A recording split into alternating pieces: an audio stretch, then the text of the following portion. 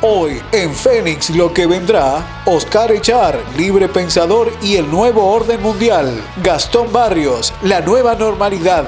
¿Hacia dónde vamos? Gustavo Alves, consultor en negocios internacionales y una mirada a la geopolítica y los negocios. Fénix y una mirada para entender lo que vendrá. Loco, tengo unas ganas de comer parrillada. Encima no hay nadie para pedirle. ¡Hola, flaco! ¡Pará! Sí, ¿chori tenés? Pollo. ¿En serio? Batata. A ver. ¿Qué es esto? ¿Parrilla móvil? No, me está cargando. ¡No! ¡Qué grande! Tengo el fueguito. ¿Accesible? Sí, accesible. A domicilio, Un caño. todo por WhatsApp, ¿eh? ¡Qué grande, papá! El Papu, parrilla móvil. Saludos para la gente. Todo para la gente. Lo que vimos de Papu, que parece algo hasta con humor, es un visionario, es una persona que asoció una moto con un chulengo, con un WhatsApp y generó un emprendimiento. Es para tener muy en cuenta ese tipo de reconversión de las personas, de cómo relacionar el absurdo, como aquel paraguayo que relacionó el sándwich de queso con la lámpara bajo consumo. En la nueva normalidad que viene, en la cual otros expositores desde el punto de vista técnico y desarrollista lo harán, nosotros, los de 50, 60 y 70, somos los más complicados. ¿Por qué? Porque tenemos un futuro demasiado cercano. Y esa nueva normalidad para nosotros que tenemos un futuro cercano, si no nos anticipamos, va a ser más pobreza, menor valor del empleo y hasta posible promiscuidad. Entonces debemos anticiparnos de qué forma, generando nuestras propias posibilidades, porque muchos empleos en los cuales son repetitivos corren riesgo de ser reemplazados por un robot. Otros, si los observamos naturalmente, van a ir desapareciendo, como el que carga nafta en los surtidores. Hay que decir las cosas cruelmente, discúlpenme, el que carga nafta en los surtidores está muy vulnerable, tan o más vulnerable que el taquillero de un cine que prácticamente va a desaparecer, o comerciantes que tienen que competir contra lo digital y contra lo presencial de un país que va a estar más pobre, por lo tanto va a comprar menos, y que la sociedad quebrada no toma responsabilidad de lo severo que vendrá el mundo. El mundo va a estar pobre y nosotros vamos a estar más pobres aún. Entonces tenemos necesidad, los más adultos, de reconvertirnos en un lenguaje urbano como el que estoy hablando, sin tecnicismo, porque nosotros tenemos que desarrollarnos a nosotros mismos, no tenemos tiempo de esperar. Consejo simple, a los que tienen 50 años, que traten de crecer como individuo, de estudiar una carrera corta relacionada con lo que viene, cómo colocar un panel solar, energía eólica, o inclusive cómo arreglar un aire acondicionado, cómo realizar algún tipo de tareas de plomería que se van a potenciar. Los que tienen 60 años van a tener que observar dónde están parados en su empleo. Si su empleo es mecánico, va a ser reemplazado por un robot. Si su empresa no tiene mercado, se va a quedar sin empleo, con un Estado que también va a estar pobre. Entonces tiene necesidad de hacer como hizo el Papu, pensar en un plan B de su vida, en tratar de reinventarse en la idea. ¿Qué es lo que se propone desde Fénix? Que uno observe lo que le ocurre en la vida y ver de lo que le ocurre en la vida qué se puede transformar en una posibilidad que nos genere mejores recursos. Contamos con un equipo técnico para asesorar. Aquellos que tengan una idea o quieran comenzarla pueden hacer a través del email que figura acá en pantalla, y allí comenzaremos a trabajar. Debemos reinventarnos ante una cruel realidad que viene, teniendo en cuenta, como dijo un amigo, que el futuro no solo es digital, la capacidad y la creatividad también es la nueva pala. Avancemos. Renacerás.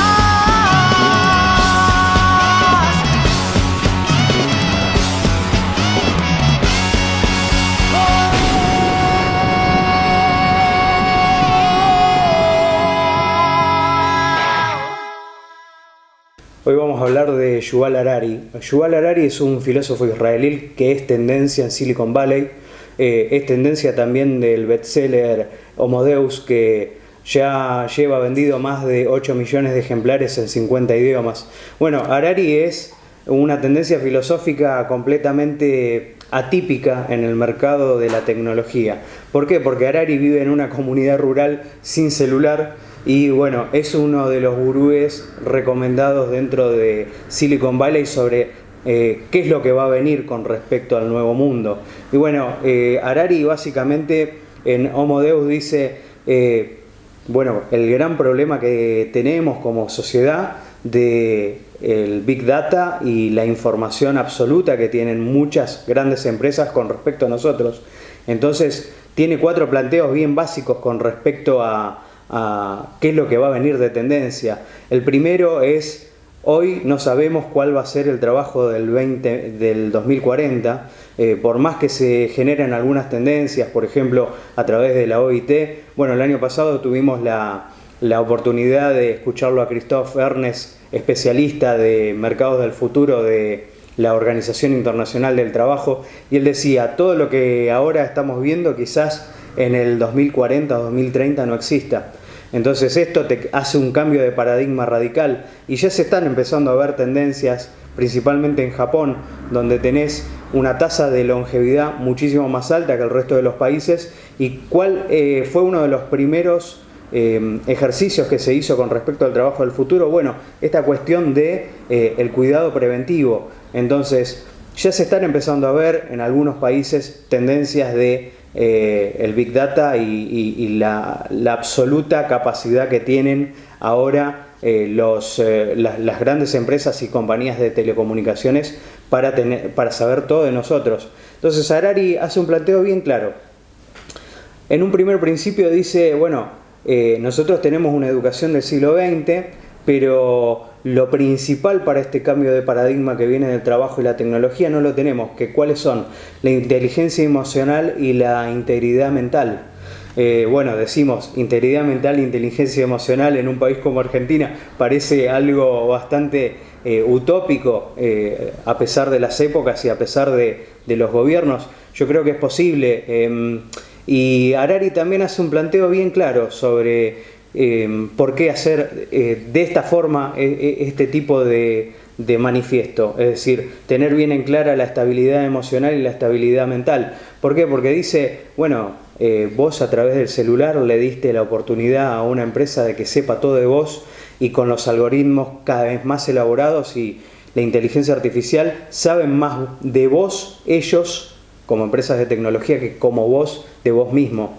Entonces él va hacia un camino de autoentendimiento, y este autoentendimiento también nos pone de manifiesto justamente solucionar esta cuestión de mantener el eje.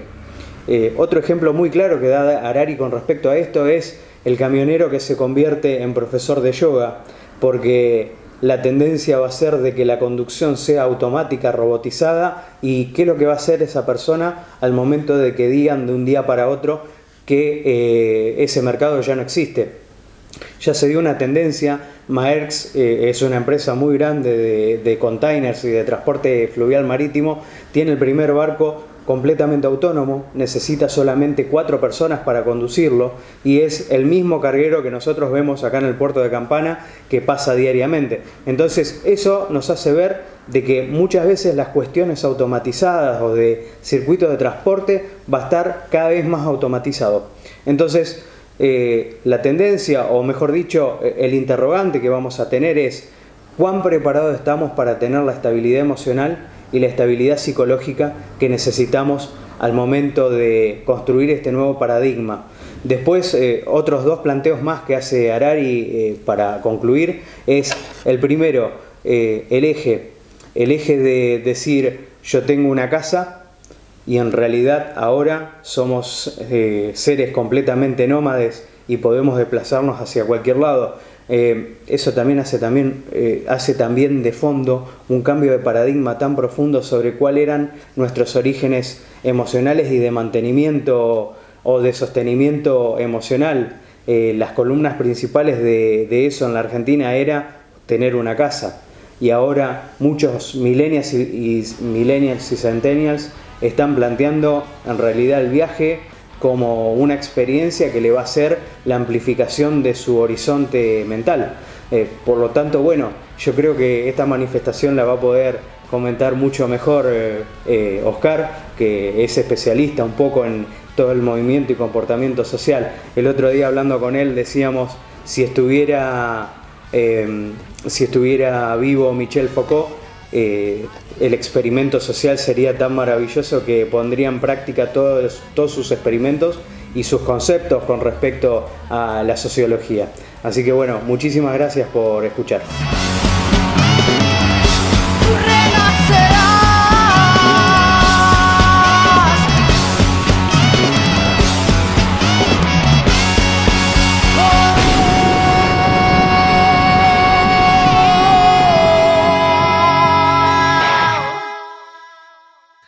En el programa anterior hemos estado charlando de la geopolítica como instrumento y también hemos intentado presentar una especie de periodización de la política exterior argentina en los últimos 20 años. A modo de hipótesis, me había comprometido en la próxima salida, que sería la de hoy, charlar con ustedes las dificultades que está experimentando la Argentina en materia de comercio exterior. Dificultades que a mi modo de ver difieren un poco de la lectura de algunos colegas que están en el sector. Argentina experimenta claramente hacia afuera un problema vinculado a los mercados. ¿Y cuál es ese gran problema? Que es la concentración en mercados tradicionales. Argentina, en los últimos 30, 40 años, nos sale de 3 o 4 socios que son claves para su comercio exterior. Brasil, países de Europa, Estados Unidos. Es escasa la inserción de Argentina con otros países de América Latina y de hecho uno de los motivos que provocó el fracaso de la UNASUR y otros procesos de integración obedecen a ese escaso comercio interregional. Entonces el primer problema queda en los mercados, y cuando me refiero a los mercados, a esa concentración en mercados tradicionales. Ahora igualmente voy a retomar un poco qué ha ocurrido con algunos casos excepcionales. Un segundo elemento también tiene que ver con los productos que Argentina comercializa. Y cuando digo los productos me refiero a las mercancías que Argentina exporta. También, cuando uno toma datos del INDEC o de cualquier base de datos a nivel internacional, Argentina en los últimos 20, 30 y yo me atrevo a decir 40 años sigue con una matriz exportadora muy similar. Esto quiere decir, hacia afuera de lo que es su integración, hacia afuera de la región, es un país que exporta productos primarios en su mayoría, mientras que hacia adentro de la región es un país que intenta exportar ciertas manufacturas de origen industrial o agropecuario. Ya sea con un gobierno, con el otro, con un tipo de cambio alto, con un tipo de cambio bajo, Argentina sigue experimentando estos dos problemas en materia de comercio exterior. Concentración en los países en los cuales exporta y también una concentración o poca diversificación en su matriz exportadora. ¿Cuál es el tercer elemento que se suma? Argentina en términos estructurales y en términos sistémicos depende muchísimo de insumos y de bienes de capital importados. Y las importaciones son extremadamente sensibles al nivel de actividad económica en el país. Por lo cual, cuando uno escucha de golpe a algunos colegas, algunos economistas o asesores en comercio internacional decir que Argentina está experimentando un superávit comercial y que eso es positivo, o de golpe un déficit y que eso es negativo, en realidad lo que hay que hacer es analizar cómo se produce y cómo se llega a ese déficit y ese superávit.